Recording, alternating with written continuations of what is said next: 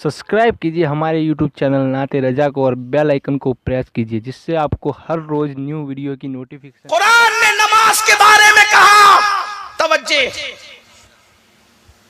वला तक़रबुस सलाह व अंतुम सुकारा।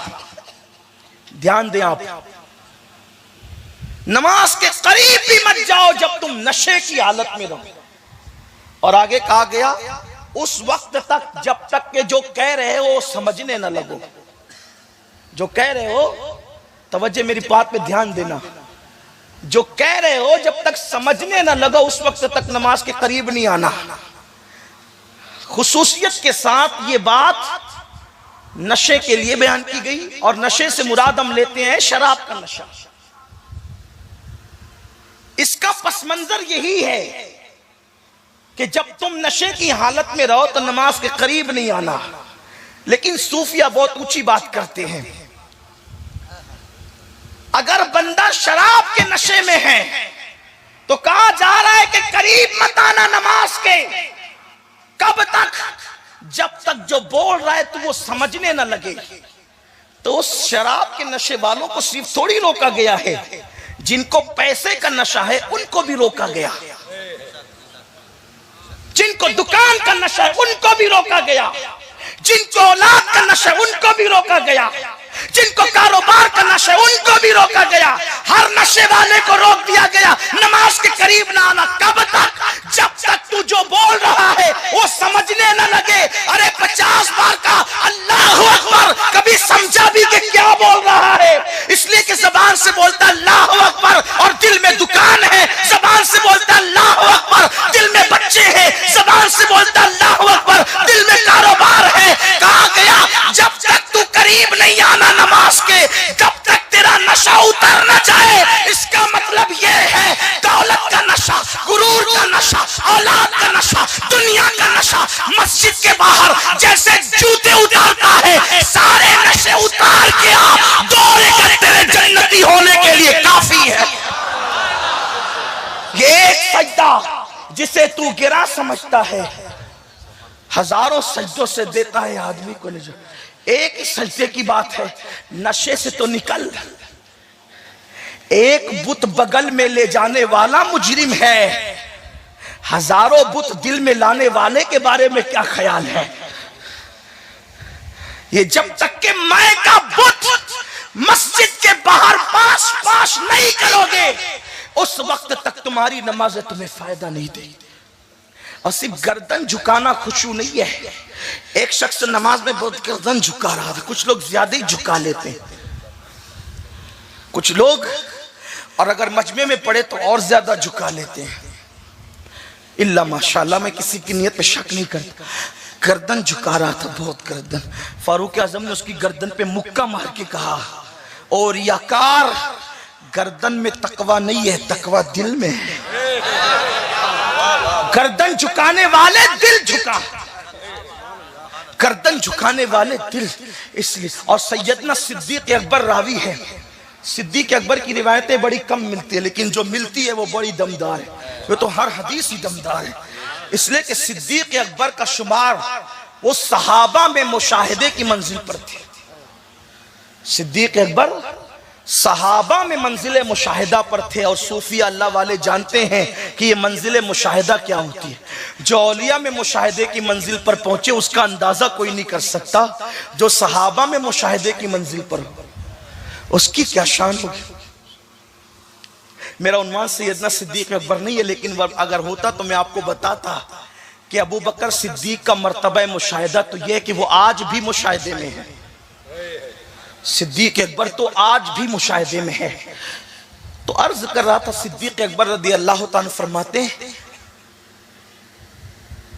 इरशाद फरमाते हैं कि मुनाफिकीन के खुशू से बचो। मुनाफिकीन के खुशू से बचो।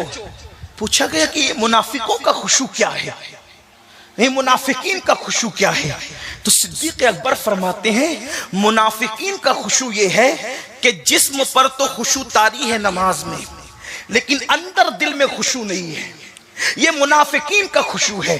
और मोमिनीन का खुशू ये है कि दिल भी खुदा से लरज रहा है और बदन भी खुदा के खौफ से लरज रहा है। ये मोमिनीन का खुशू है और ऐसी नमाजें अल्लाह के कुर्ब तक पहुंचाती है। इसलिए आज लोग, बहुत सारे लोग शिकायत करते हैं कि सैयद साहब मेरी नमाज में वसवसे बहुत आते हैं, जहन एक तरफ नहीं रहता। आसान तरीका बताता हूं, अल्लाह अकबर से लेकर अस्सलामु अलैकुम व रहमतुल्लाह तक पूरी नमाज का तर्जुमा याद कर लो। यानी जो नमाज में कह रहे हो उसको समझने की कोशिश करो कि कहते क्या हो। अल्लाह अकबर का मतलब है अल्लाह सबसे बड़ा है। इस तरह पूरी नमाज याद कर लो। तो जब तुम नमाज का तर्जुमा याद कर लोगे तो अरबी में पढ़ोगे तो उर्दू दिमाग में घूमता रहेगा, और जब दिमाग में घूमता रहेगा तो उतना आपके दिल के अंदर खुशू पैदा होती रहेगी। और फिर मेरे आका अलैहिस्सलाम ने फरमाया, बुखारी शरीफ की हदीस है, मुसलमानों जब कोई मोमिन नमाज पढ़ता है तो वो कितने बुलंद मर्तबे पर फाइज हो जाता है। अफसोस लोगों को कोई वकील बुलाए, डॉक्टर बुलाए, इंजीनियर बुलाए, वजीर बुलाए, अमीर बुलाए तो लोग कहते फुला ने बुलाया, फुला ने बुलाया, फुला ने बुलाया, अपने पास बिठाया, मुझसे बातें की। बुखारी शरीफ की हदीस है, अल्लाह के रसूल सल्लल्लाहु अलैहि वसल्लम फरमाते हैं, जब तुम नमाज में रहते हो तो काबे और तुम्हारे दरमियान तुम्हारा खुदा रहता है। हुजूर फरमाते काबे और तुम्हारे दरमियान वो अल्लाह जो जहद से पाक है, वो अल्लाह जो समत से पाक है, वो अल्लाह जो आने जाने से पाक है, वो अल्लाह जो ज़मान और मकान से पाक है। मेरे नबी ने फरमाया जैसा कि उसकी शान है तुम्हारे और काबे के दरमियान तुम्हारा अल्लाह होता है। इसलिए जो है जब तुम नमाज में खड़े हो तो आसमान की तरफ नजरें मत उठाया करो, नमाज में खड़े हो इधर उधर नजरें मत उठाया करो। अरे क्या ख्याल है, मैं तकरीर कर रहा हूँ, एक तालिबे इल्म हूँ, आपका खातिम हूँ, आपकी जुतियां सीधी करने वाला हूँ। बोलो मैं तकरीर कर रहा हूँ, सारे लोग मेरी तरफ देख रहे हैं, कोई इधर उधर अल्हम्दुलिल्लाह नहीं देख रहा है। लेकिन मुझे हैरत है कि रब हमारे सामने हो और हम इधर देखे उधर देखे। बोलो ये रब की बेअदबी है कि नहीं है? अल्लाह रब्बुल इज्जत आमने सामने और जिहद से पाक है। लेकिन अल्लाह के रसूल ने फरमाया जब तुम नमाज में होते हो तो तुम्हारा खुदा तुम्हारे सामने होता है, काबे और तुम्हारे दरमियान तुम्हारा खुदा होता है। इसलिए सामने मत थूका करो, ऊपर नीचे आगे पीछे मत देखा करो, सजदे की जगह पर अदब से नजरें रखा करो। आका फरमाते जो नमाज में ऊपर देखे अल्लाह उसकी नजरें उचक ले, अल्लाह उसकी नजरें छीन ले। जो नमाज में इधर उधर देखता है नमाज की बरकतों से महरूम कर दिया जाता है। इसलिए नमाज में सजदेगाह पर नजर हो और कम से कम ये तसव्वुर हो कि अल्लाह हमें देख रहा है। कम से कम, ये कम से कम की बात है, कम से कम अल्लाह देख रहा है। और ज्यादा से ज्यादा वो तो आरिफीन जानते, सालिहीन जानते हैं, लेकिन इससे बड़ी मंजिल है अंता अब्दुल्लाह कअन्नका तरा फ़इन लम तकुन तरा फ़इन्नहु यराक। ऐसे इबादत कर गोया तू खुदा को देख रहा है। गोया, तवज्जे, ये हुजूर का फरमान है, हदीस सही है, हदीस जिब्रील बुखारी शरीफ में है। क्या? गोया तू खुदा को देख रहा है। इसका मतलब ये है कि नमाज में खुदा दिखता है तभी तो गोया तू देख रहा है। दुनिया में आंखों, सर की आंखों से तो कोई उसको नहीं देख सकता, लेकिन कुदरत ने दिल की आंखें ऐसी दी है कि जिसमें खुदा नजर आता है। इसीलिए तो कहा ना कि कान नका तरा, हालांकि कान नका की कैद है, बल्कि सूफिया तो फरमाते हैं जब इससे ऊपर की मंजिल मिलती है तो कान नका की कैद हट जाती है।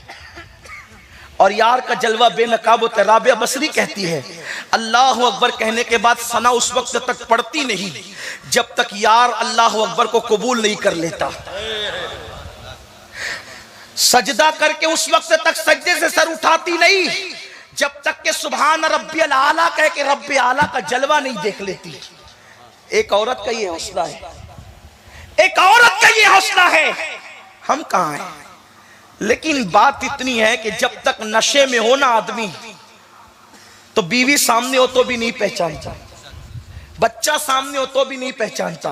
ध्यान देने मेरी बात पर, कोई मुश्किल तो नहीं कर रहा हूं, आसान ही कर रहा हूं। नशे में हो सामने जो नहीं पहचानता, नशा उतरे तो पहचाने। पता चला यार को पहचानने के लिए नशे से बाहर निकलना जरूरी है।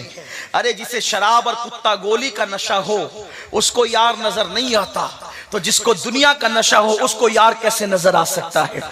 अगर उसका मुशाहिदा करना है तो अना के नशे से निकलना होगा, उसका मुशाहिदा करना है तो तकब्बुर के नशे से निकलना होगा, उसका मुशाहिदा करना है तो दुनिया के नशे से निकलना होगा, अगर उसका मुशाहिदा करना है तो दुनिया के गुनाहों के नशे से निकलना होगा। लोग नशे में डूबे हुए, शराबी के नशे को तो सब बुरा समझते हैं, अपने गुनाहों के नशे को हम कब बुरा समझेंगे? जरा कोई उससे भी तो बाहर निकले, जरा कोई उससे भी तो बाहर निकले और फिर यार की मोहब्बत के नशे की तरफ आए, तब पता चलेगा कि तेरी पैदाइश का मकसद क्या है। हमारे आकाओं ने खुशू से नमाजें पढ़ी, इसीलिए अल्लाह के हबीब अलैहिस्सलाम के बारे में अम्मा आयशा कहती है जब हुजूर नमाज पढ़ते थे तो इतनी खुशू के साथ पढ़ते थे कि अल्लाह के हबीब अलैहिस्सलाम के सीने से ऐसी आवाज उठती थी जैसे चूल्हे पे रखी हुई हांडी से आवाज निकलती। बल्कि अजान के बाद हुजूर की कैफियत ये होती थी कि हुजूर हमको जैसे पहचानते ही नहीं हो। अजान के बाद आका की कैफियत ये थी जैसे पहचानते ही नहीं हो। इमाम ज़ैनुल आबिदीन सैयद सज्जाद बीमार करबला मजलूम करबला इमामुल आबिदीन इमामुल अइम्मा सैयदना इमाम ज़ैनुल आबिदीन अली इब्ने हुसैन जब वुजू करते तो आपका चेहरा ऐसे पीला हो जाता जैसे किसी ने खून निचोड़ लिया हो। लोग कहते हैं आपका चेहरा पीला कैसे हो जाता है? फरमाते हैं तुम्हें पता नहीं वुजू के बाद किसकी चौखट पे खड़े होने जा रहा हूं, किसके दर पे खड़े होने जा रहा हूं। नमाज पढ़ने वाला खुदा से हम कलाम होता है, खुदा से बात करता है। लोगों को नमाज की अहमियत क्या पता, लेकिन कोई खुशू के साथ पढ़ कर तो देखे। तो कुरान कहता है पहली बात, पहली सिफत मोमिन की कि वो खुशू से नमाज पढ़ता है। हजरत उर्वा बिन जुबैर जिस्म में नासूर हो गया, ऐसा खतरनाक नासूर हुआ कि बहुत दर्द से तड़पते थे। लोगों ने कहा कि इसको काटे कैसे, तो कहा जब वो नमाज पढ़ेंगे तब काटेंगे। हालत नमाज में वो उज़्व काट लिया गया, हजरत उर्वा को खबर भी नहीं हुई। और मौलाए कायनात की नमाज तो बड़ी मशहूर है कि वो तीर निकालने वाला वाक़या हालत नमाज में। सैयदना दाऊद ताई नमाज में है, आग लग गई है घर में, पूरा मोहल्ला चिल्ला रहा है निकलो निकलो निकलो, और वो नमाज में है। आग बुझ गई, नमाज पूरी की, सलाम फेरा का, ये भीड़ काहे की है? हजरत दाऊद ताई इमाम आजम के शागिर्द हैं, अपने वक्त के बहुत बड़े सूफी वली बुजुर्ग हैं। फरमाते ये भीड़ काहे की है, ये धुआं काहे का है? कहा हजरत आपके घर में आग लग गई थी, घर जल रहा था, हम आपको बचाने के लिए आवाज दे रहे थे और आपकी मोहब्बत में ये भीड़ जमा हुई। फरमाया अल्लाह की इज्जत की कसम, मैं तो यार की बारगाह में खड़ा था, मुझे खबर ही ना हुई। ये नमाजें थी और यही नमाजें इंसान को मर्तबे तक ले जाती है। हम जो नमाज पढ़ रहे हैं बड़ी माजरत के साथ, पहले तो पढ़ते नहीं और पढ़ते तो खुशू नहीं। सुभान रब्बियल आला कह रहे, पता नहीं कि रब्बे आला की शान भी क्या है, मालूम ही नहीं है कि सुभान रब्बियल आला का मतलब क्या है। अल्हम्दुलिल्लाह रब्बिल आलमीन पढ़ रहे, पता ही नहीं कि अल्हम्दुलिल्लाह रब्बिल आलमीन का मतलब क्या है। जो कह रहे हो खुदा की बारगाह में वो नहीं समझते। बहुत प्यारी सी बात मेरे कायद ने हुजूर किबला अमीर सुन्नी दावत इस्लामी ने मुझे बताई थी, बहुत खास बात हजरत ने फरमाई थी कि यूरोप के किसी मुल्क में चंद मुसलमानों से किसी एक यहूदी का राब्ता हो गया। मुसलमान उसको मस्जिद के अंदर लेकर के आए। उसने कहा कि जरा हम भी मस्जिद में देखें कि क्या होता है। वो आया मस्जिद में तो नमाज हो रही थी और मुसलमानों की नमाज तो सुभान अल्लाह, बड़े से बड़ा मगरूर भी अल्लाह अकबर के नाम पर झुक जाता है। हमारा निजाम है, बहुत प्यारा निजाम है। मुसलमान लाखों की तादाद में भी हो तो अकामत के वक्त सब बगैर किसी के ऐलान के सफ में खड़े हो जाते हैं। हय्या अलस सलाह हय्या अलल फलाह पे अहले ईमान का मजमा खड़ा हो जाता है, जम जाता है। और अल्लाह अकबर क्या कहा, पूरे मजमे पे लाखों का तो सन्नाटा हो जाता है। अगर इस मजमे को आप अपनी माथे की आंखों से देखना चाहते हैं तो मैं कुछ किताबों की बात नहीं करता, आपको दावत देता हूं। 10-11 नवंबर को बंबई में आ जाइए, 10-11 को मुंबई में आइए। लाखों का मजमा होता है, स्टेज से आखिरी बंदा नजर नहीं आता, वहां से स्टेज नजर नहीं आता, लेकिन एक बंदा क्या अल्लाह अकबर कह देता है, लाखों के मजमे पे सन्नाटा छारी हो जाता है। आप इसका मुशाहिदा करने के लिए आइए। बोलो आएंगे कि नहीं, कितने लोग आएंगे जरा जरा बताएं तो सही। इससे फायदा भी होगा, मुशाहिदा भी होगा उस मजमे का, और अल्लाह वालों के दीदार भी होंगे इंशाअल्लाह। तो नमाज का निजाम देखकर वो यहूदी बड़ा मुतासिर हुआ। इमाम ने क़िरात की, कुरान पढ़ा, अल्लाहु अकबर का, समी अल्लाहु लिमन हमीदा का, सबका। जब नमाज से फारिग हुआ तो उसने पूछा कि ये इमाम साहब क्या कह रहे थे, क्या पढ़ रहे थे? उन्होंने कहा हमको नहीं पता, शायद हमारे इमाम को पता हो कि वो क्या पढ़ रहे थे। शायद बेचारे इमाम साहब भी मेरी तरह कुछ रहे थे। जब उनके पास पहुंचे तो आप क्या पढ़े थे? कहा मुझे भी नहीं पता। तो उस यहूदी ने बड़ी हसरत के साथ कहा कि मुझे हैरत है, जो कौम अपने अल्लाह को कहती है उसको पता नहीं कि वो कहती क्या है। नमाज में अल्लाह से जो कहते हैं उनको खुद को पता नहीं कि वो कहते क्या है। ये कौम मुस्लिम का हाल है, ये कौम मुस्लिम का हाल है। अगर किसी गाने के अंदर किसी अजनबी जबान के अल्फाज इस्तेमाल हो गए हैं तो उसकी डीप में जाकर माना मालूम करते हैं, लेकिन कभी मालूम भी किया कि हम नमाज में अल्लाह से कहते क्या है? और अगर मालूम कर लोगे तो जो चीज मालूम होती है और जब वो कही जाती है तो फिर उसकी लज्जत भी पता चलती है। तो पहली सिफत मोमिनों की ये है कि वो मोमिनीन कामयाब हैं। कौन मोमिनीन? जो खुशू व खुजू के साथ नमाज पढ़ते हैं।